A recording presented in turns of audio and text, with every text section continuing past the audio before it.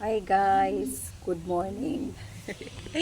Samahan niyo ako sa umagang ito. Ayan, nagpapainit si Mama Ems. O ayan, o di ba? May sikat ng araw.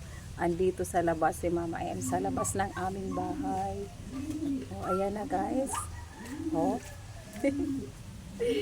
kailangan ko ng sikat ng araw kasi ano guys, ayan, tumatanda na si Mama Ems. Tumatanda na, nagkakasakit na. So, ayan, kailangan ko magpainit kasi ano, mga nakaraang araw, karaang weeks,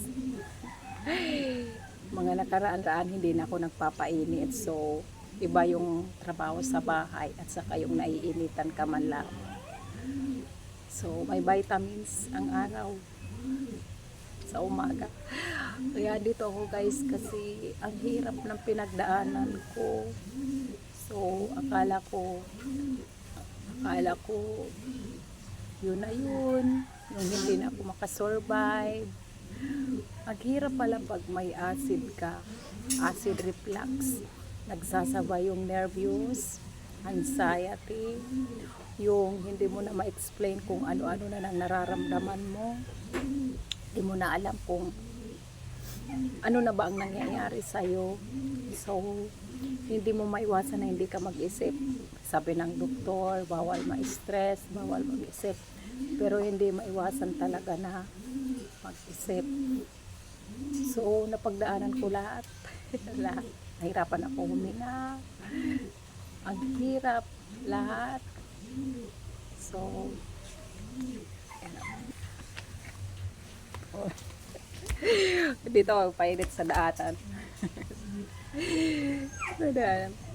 So, nawala na yung ating ano. Ayan, samahan niyo ako guys. So, papainit ako. Diba? Yung likod ko ay tinas ko na yung damit. Ay, Diyos ko.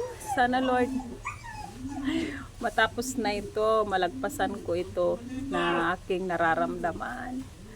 Nararamdaman na sobra umaatake talaga. Hindi ko maiwasan na hindi kumain ng mga pagkain na bawal kasi nga lahat na pagkain hindi na ano, lahat na mga pagkain may mga acid na maraming bawal, kaya sobra ang payat ko na raw. Sobra talagang payat ko na ngayon guys.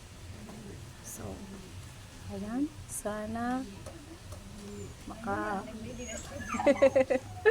ano dai? Ako na lang sa itaas sa bahay na so bibilan. Bibilad day kasi ano wala nang wala nang ano nai.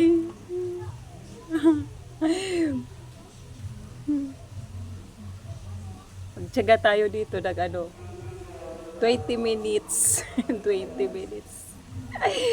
Mama Em, sana Lord, sana gumaling na ako ng tuluyan.